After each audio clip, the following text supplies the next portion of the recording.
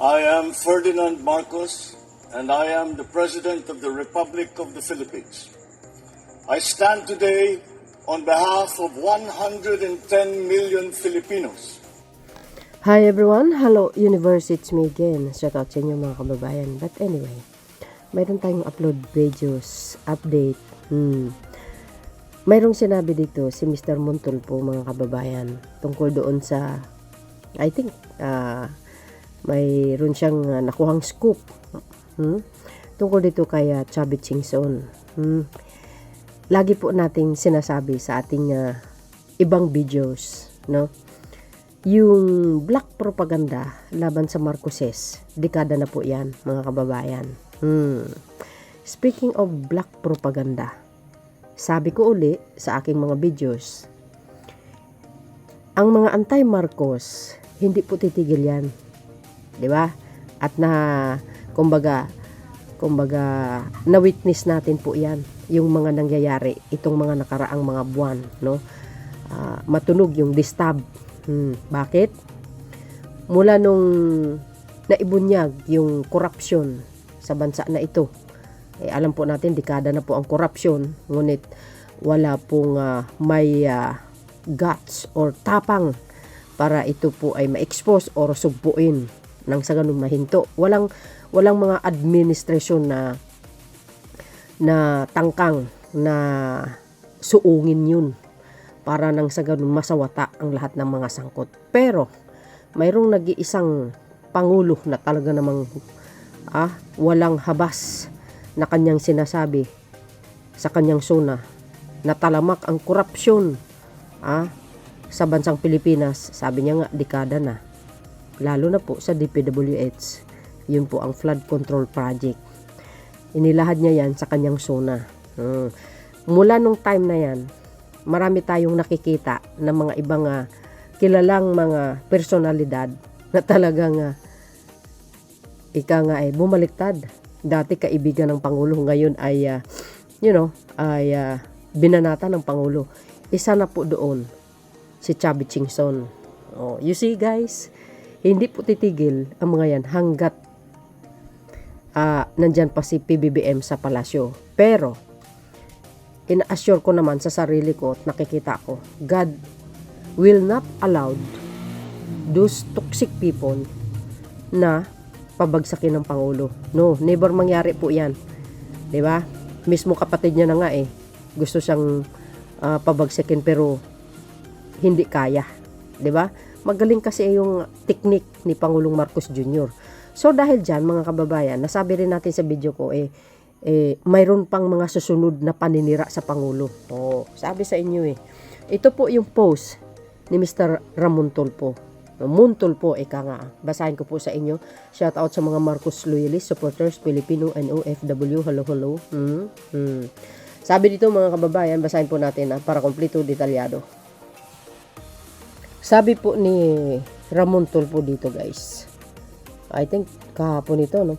Former Ilocos Sur Governor Luis Chubby Chingson will make a repeat of what he did that caused the downfall of President Erap Estrada by revealing what he knows about the alleged wrongdoing of Ferdinand Marcos Sr. and his son Ferdinand Jr. as a president. Talaga lang.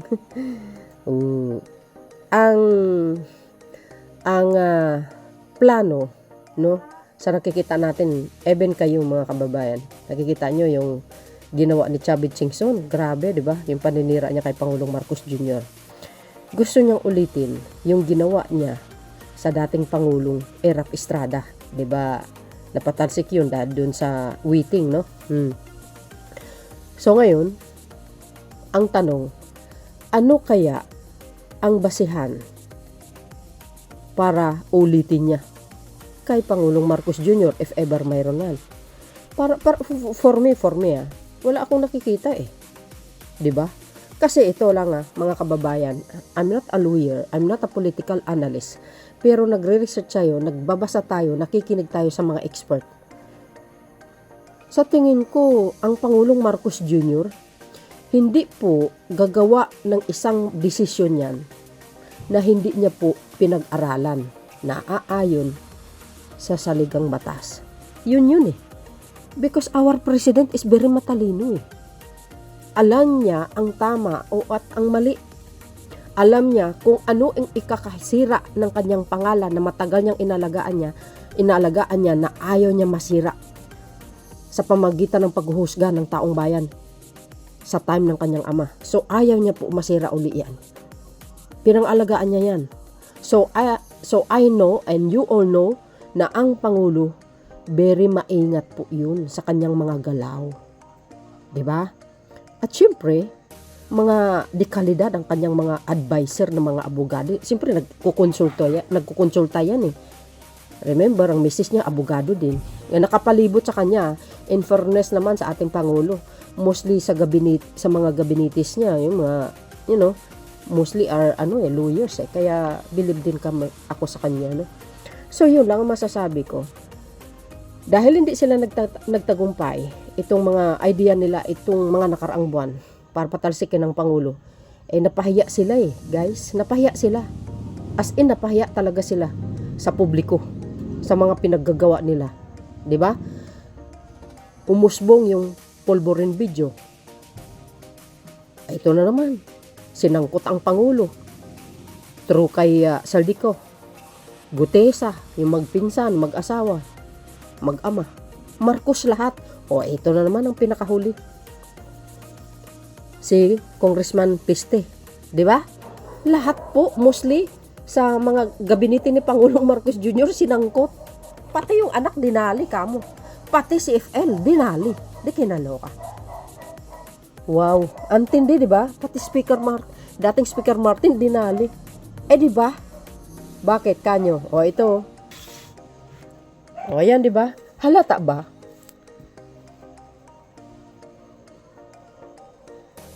O halata ba mga kababayan? May pagkakakotsa ba? May pag-uusap? You see, alam nyo, itong representative na ito, ang isa sa pinakakainisan ko. Grabe bunga nga ito. Talo pang puwet ng manok, mga kababayan. Oo, antindi, talo pa babae. Talo pa ang bakla. O ngayon, dito nyo makikita. Di ba nawala na sa ere si Meow Meow? Sino ang sumunod? Si Aw Aw. O, di ba? Kaya abangan po natin ang pag-iimbestiga tungkol sa kanya. Kung lahat yung mga akusan niya, nakaw, talaga naman matindi, mga bes, ang ipapataw dyan if ever talagang yung kanyang ginawa. Hindi para doon sa isang nagsasalita na isang political analyst na wala siyang karapatan para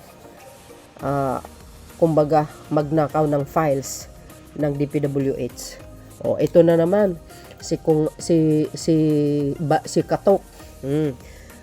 I think baka sasampa ng kaso yan kasi nga doon sa pagbibintang niya doon sa yumaong Congressman Akop, mga kababayan. Ay, dapat lang kung ako ang kamera, huwag ko nang ipabalik kasi suspendido yan, di ba? Dahil sa kasamaan ng pag-uugali niya. O, di ba? Malinaw na malinaw ngayon. Kakotsabahan. Style dilis, guys. O, back tayo doon kay Ramon Tulfo. O, ayan, di ba? O, you see? O, tuloy. The revelation season will take place out a press conference scheduled on Monday 9 a.m. at Club Filipino in Green Hills, San Juan. O, anong date ngayon? January 4. O, kaya abangan po natin. Ano na naman ang pasabog ni Shabit. Di ba? Galit na galit kay PBBM. Siguro hindi siya nabigyan ng pwesto. O, di ba? Hindi nabigyan ng kanyang hiling. Kaya ayan, bumaliktad. Ang tanong, ano na naman kayang black propaganda? Na ibabato niya kay Pangulong Marcos Jr. Sa tingin niyo, mga kababayan. Kaya abangan po natin yan. Kung totoo man itong pinost ni Mr. Tulfo, abangan po natin. Kaya hold your breath, mga bis. Kapit. Ano na naman ang pasabog ni Chavit Singson? Alam nyo, sabi nga ni Joseph Castro, pag once kasi na mag-akusa ka sa isang tao, dapat kumpletong ebidensya. 'Di ba? Para satisfied ang lahat ng taong nanonood. Pero kung salita hanggang salita lang for black propaganda, lagi natin ipaalala sa sarili natin. Dekada na sinisiraan ng Marcoses until now. Walang katigil-tigil. 'Di ba? Kaya sanay na po tayo diyan. Pero kailangan minsan masasabi rin ang gagawin din natin kukontrahin, natural. Kasi si Pangulong Marcos Jr., naku po, sabi ko nga, very maingat yan mga kababayan. Hindi basta-bastang Pangulo yan. Di kalidad ang kanyang pagkatao. To be objective, Singson has an act to green against BBM. Ito, Mr. Montol po, anti-Marcos din to Pero kukunin natin yung kanyang post. Para nang sa ganun, ma-inform kayo mga kababayan, para i-prepare yung sarili nyo, abangan natin itong expose na naman ni Tanda. He request for an extension of lease of Metro Walk in Pasig has not been granted by the government. Ganun. Let's see. He request an extension of lease of Metro Walk. Diba mga kababayan, may issue dyan. But anyway, hindi na tayo pupunta dyan. Basta ang pinaka sentro ng usaping itong binasa natin is yung kanyang press conference sa Monday yan, sa next Monday I think. Yes, today is January 4, diba? Sabi pa dito, that's the long and short of it. Okay, well, abang po natin yan. Ano ba yung sinasabi ng mga nagko-comment dito, mga bes. Basahin nga natin. Yan. Bring it on. Magsawa ka, tandang laos. Agoy. Hindi ako nagsabi yun, guys. Susi, in short, gahaman. Ilang beses na siya nagpa-press conference last year sa Club Filipino. Nagpunta pa sa rally sa EDSA. Napahiya lang. Has been na si Sabit wala na. Diba? Naalala nyo yung video na yon? Nung unang rally ng naakala nila talagang mapapatalsik ang Pangulo, sila sa ANC. Pero nung dumaan siya sa mga madaming tao na maraming nagrarally, binubush siya binubush siya. Parang napahiya nga siya doon Dear Manong Chabet, tell us something we don't know yet. Abangan nyo na lang sa January 9. Dati kasi may Gloria na replacement. Ngayon walang acceptable na ipalit kay BBM pa. Di ba? Yan nga, uulitin natin, hindi nyo talaga kaya ang Marcos. Bakit? Wala naman talaga kayong ibubutas sa kanya. My goodness. Kung ang ibubutas nyo, yung mga GA at 2025, nagkamali kayo doon. Sabi ko, uulitin ko ulit, mga kababayan. Ang Pangulo ng Pilipinas ngayon na si PBBM, hindi po basta-basta magdesisyon yan na hindi niya po pinag-aralan muna. Huwag niyo po ikumpara kay Digong. Tira lang ng tira. PBBM pa. Sabi nga ng dating AS niya, napakasipag na Pangulo yun halos wala nang tulog kumbaga umagahan na ang tulog dahil sa kaka-review. Di ba? Iba noon, mabango pa si Gloria, noong BP pa siya. Kaya okay lang sa mga tao na ipalit siya kay Erap. Mukhang anghel pa si Gloria noon. Yung ipalit kay BBM, fallen angel. Fallen angel na. Di bali na lang, i-retain na lang si The Junior. Ayan nga, si Pangulong Marcos Jr. Pag sinabi mong fallen angel yan, guys, it's mean, kung susuriin mo or basahin mo sa Biblia, siya po ay si Satanas. Fallen angel kasi siya. Kasi walang alam naman kasi sa pamumuno si fallen angel Ang alam niya kumbaga ginagaya niya si Dora the Explorer Lakwat sa, biro mo, iba't ibang bansa ang pinuntahan. What? Grabe, di ba? Ang bait-bait ng Pilipinas nga no? Ang alam ko, pag ikaw isang mataas na opisyal, pwede ka mag-travel 1 to 3 lang Pero yung panay-panay, wow. 'Di ba? Kaya namimihasa sila eh. Katulad sila na, same lang sila nung brother niya. 'Di ba? Lakwatsero, lakwattsera. Oh my goodness. Pagdating sa ibang bansa, tatayo sa upuan, kukunin ng mic. Pag hinawakan niyang mic, ang topic niya, walang iba kundi si PBBM. O, 'di ba? Mga kababayan, tatanungin mo, ano po ang na-achieve niya bilang pangalawang mataas na opisyal sa bansa? Mayroon ba siya nagawa sa bayan? Well, I think mayroon. Tree planting. Mahiya ka naman. Manyakol. Nasabi.